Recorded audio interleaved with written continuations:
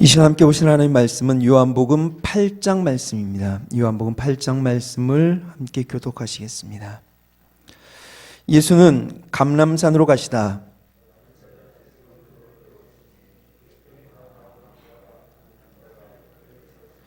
서기관들과 바리새인들이 간음 중에 잡힌 여자를 끌고 와서 가운데 세우고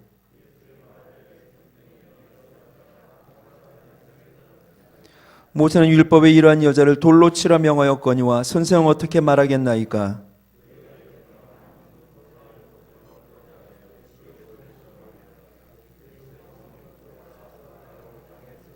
저희가 묻기를 맞이 아니하는지라. 이에 일어나 가라사대 너희 중에 죄 없는 자가 먼저 돌로 치라 하시고, 저희가 이 말씀을 듣고 양심의 가책을 받아 어른으로 시작하여 젊은이까지 하나씩 하나씩 나가고 오직 예수와 그 가운데 섰는 여자만 남았더라.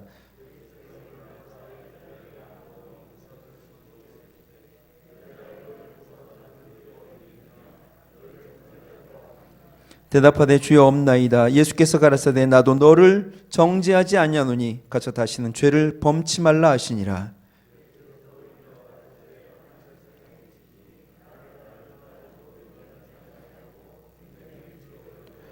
바리새인들이 가로되 내가 너를 위하여 증거하니 내 증거는 참되지 아니하도다.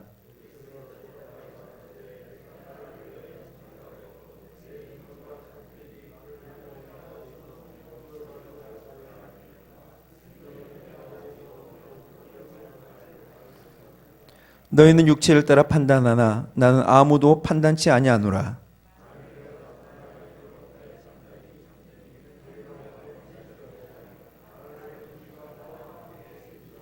너희 율법에도 두 사람의 증거가 참되다 기록하였으니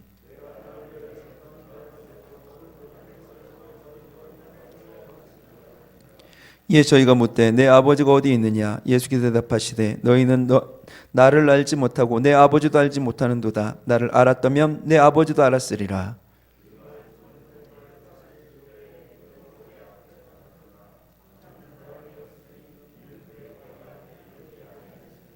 다시 이르시되 내가 가리니 너희가 나를 찾다가 너희 죄 가운데서 죽겠고 나의 가는 곳에는 너희가 오지 못하리라.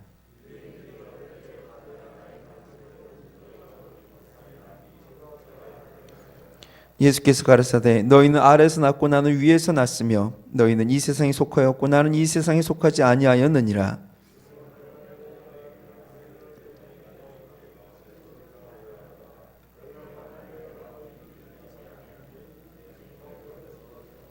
저희가 말하되 내가 누구냐? 예수께서 가르사대 나는 처음부터 너희에게 말하여 온 자니라.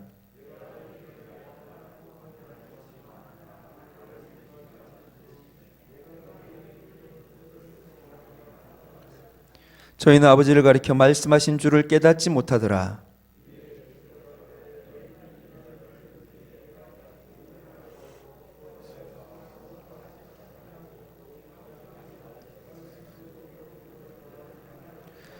나를 보내신 이가 나와 함께 하시도다. 내가 항상 그의 기뻐하시는 일을 행함으로 나를 혼자 두지 아니하셨느니라. 그러므로 예수께서 자기를 믿은 유대인들에게 이르시되 너희가 내 말에 거하면 참 내 제자가 되고, 저희가 대답하되 우리가 아브라함의 자손이라 남의 종이 된 적이 없거늘 어찌하여 우리가 자유케 되리라 하느냐?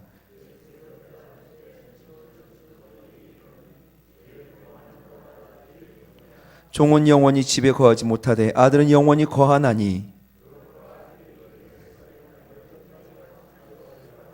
나도 너희가 아브라함의 자손인 줄 아노라. 그러나 내 말이 너희 속에 있을 곳이 없으므로 나를 죽이려 하는도다.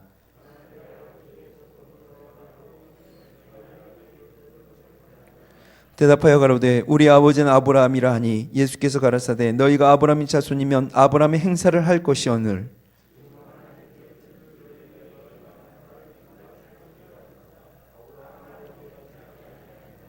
너희는 너희 아비의 행사를 하는도다. 대답하되 우리가 음란한 데서 나지 아니하였고 아버지는 한 분뿐이시니 곧 하나님이시로다.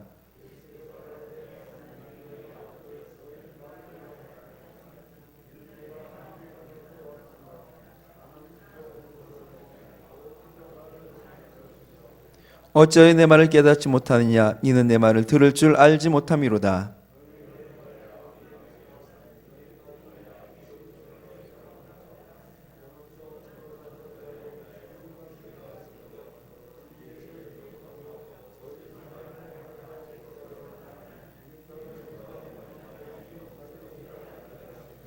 내가 진리를 말함으로 너희가 나를 믿지 아니하는도다.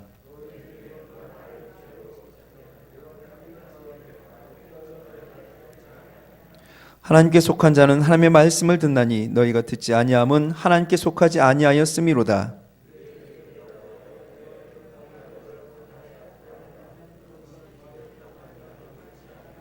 예수께서 대답하시되 나는 귀신 들린 것이 아니라 오직 내 아버지를 공경함이언을 너희가 나를 무시하는도다.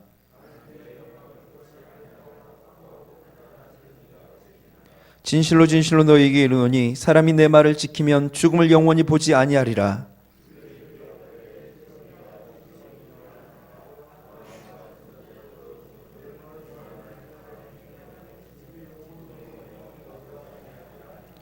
너는 이미 죽은 우리 조상 아브라함보다 크냐? 또 선지자들도 죽었거늘 너는 너를 누구라 하느냐?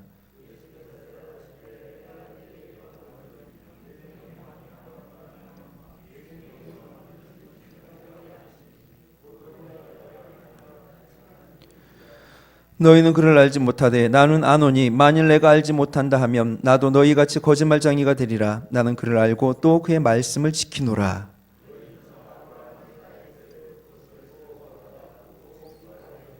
유대인들이 가로되 내가 아직 50도 못 되었는데 아브라함을 보았느냐?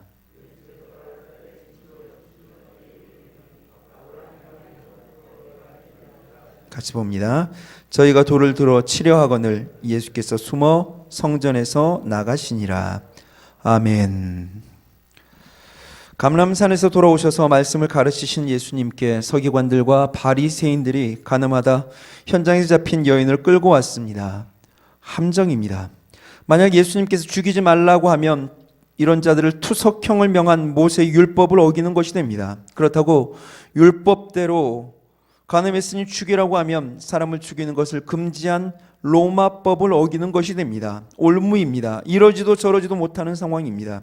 그때 예수님 아무 말씀도 하지 않으시고 몸을 굽혀 손가락으로 땅에 글을 쓰기 시작하십니다. 그리고는 너희 중에 죄 없는 자가 먼저 돌로 치라 하신 후에 또 글을 쓰십니다. 그러자 9절 저희가 이 말씀을 듣고 양심의 가책을 받아 어른으로 시작하여 젊은이까지 하나씩 하나씩 나가고 오직 예수와 그 가운데 섰는 여자만 남았다라고 이야기합니다.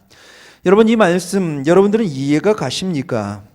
예수님이 이 말씀 죄 없는 자가 먼저 돌로 치라는 말씀에 서기관과 바리새인들이 양심의 가책을 받았답니다. 그래서 들고 있던 돌을 다 내려놓고 가버렸습니다. 그럼 어떤 양심의 가책을 받은 걸까요? 그녀를 정죄하는 이들은 바리새인과 서기관들입니다. 그들은 율법의 하나라도 온전히 지키기 위하여 걸음걸이까지 숫자로 세던 이들입니다.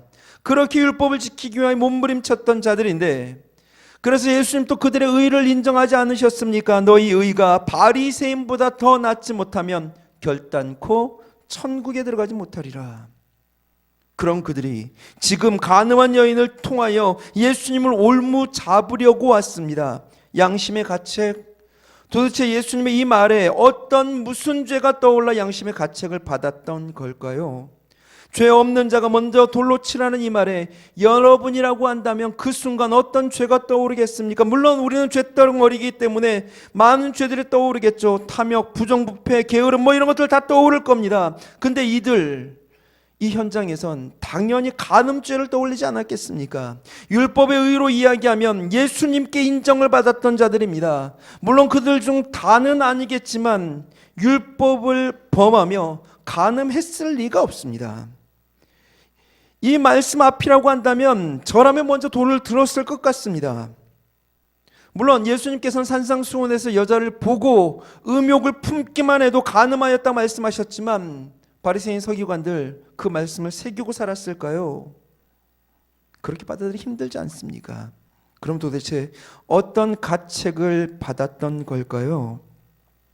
제가 붙잡았던 단어가 있다면 그것은 먼저라고 하는 단어입니다. 간음 현장에서 여인을 잡았습니다. 그런데 상대편 남자가 없습니다. 모세율법 신명기 22장 22절에서는 남자와 그 여자를 둘 다 죽여 이스라엘 중에 악을 제하라 합니다. 간음죄를 벌하려면 둘 다 죽여야 됩니다. 그 좁은 이스라엘에서 상대편 남자 못 찾을 이유 없습니다. 근데 지금 여자만 현장에 잡혀왔습니다. 그럼 재판 안 됩니다. 모세 율법에서는 이스라엘 악을 제하기 위해 이 투석형에 앞서 증인이 또한 있어야 됩니다. 두세 사람의 증거를 확인해야 됩니다. 그 증인이 있을 때 억울한 자가 생기지 않으므로 두세 사람의 증인은 반드시 필요합니다. 그리고 그 증인들이 먼저 손을 댄 이후에 다른 사람들이 손을 대야 합니다.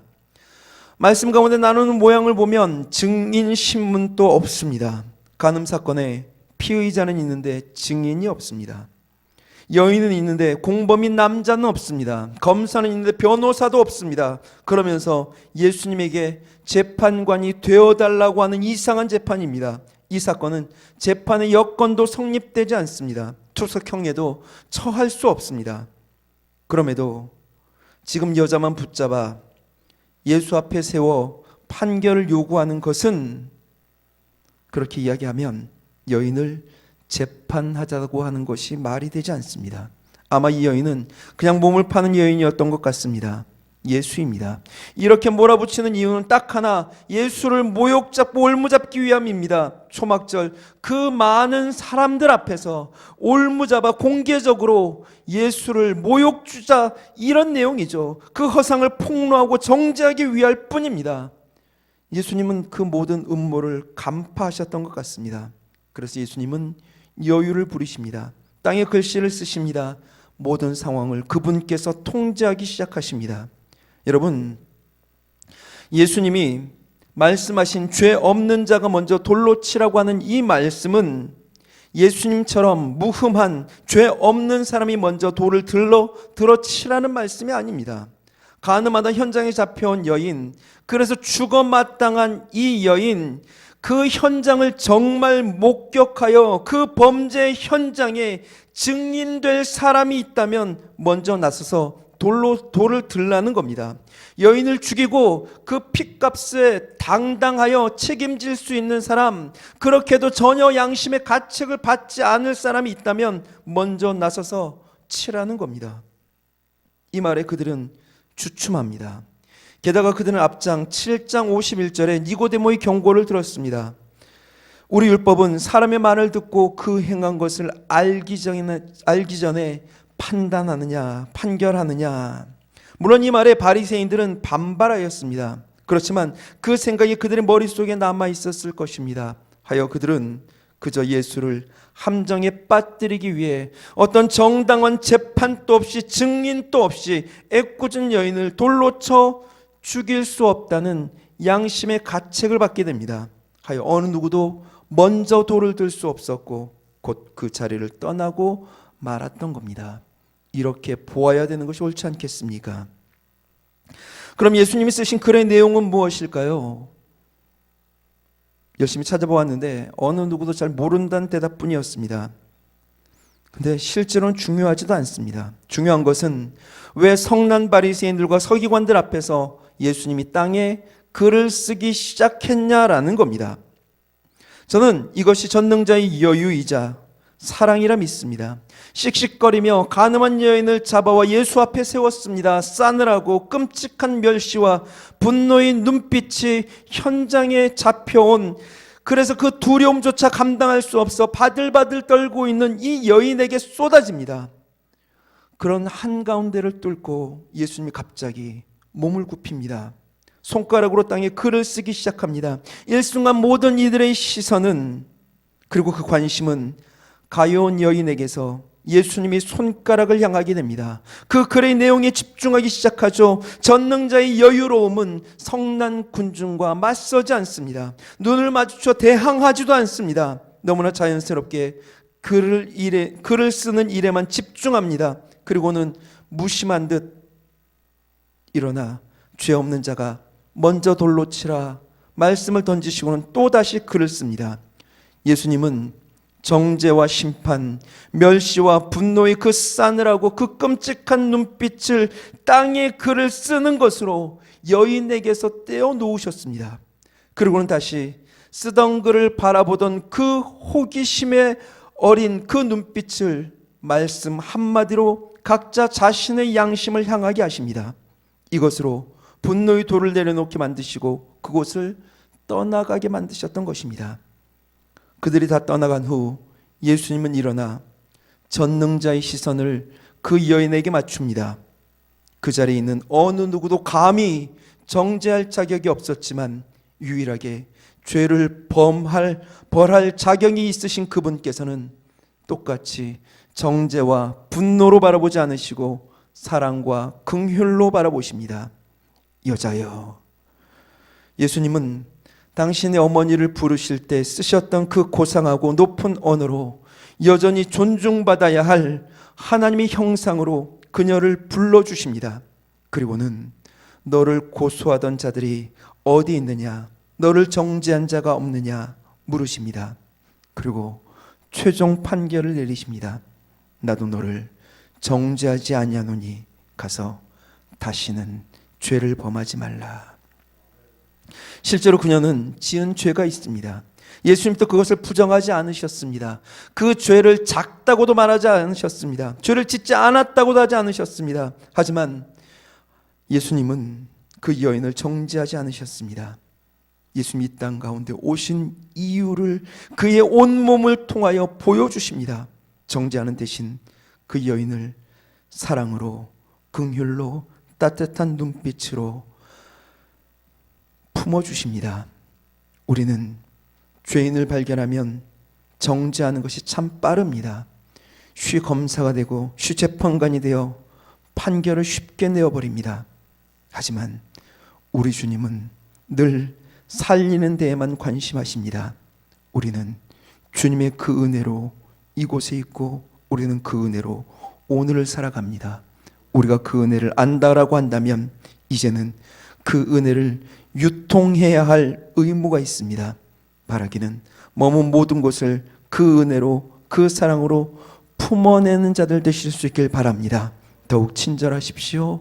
더욱 상냥하십시오. 우리들의 삶으로 다가오는 모든 이들을 따뜻하게 대함으로 말미암아 모든 것들 하나님 나라 만들어가는 일에 쓰임받는 저와 여러분들 다 되실 수 있기를 주님의 이름으로 축원드립니다.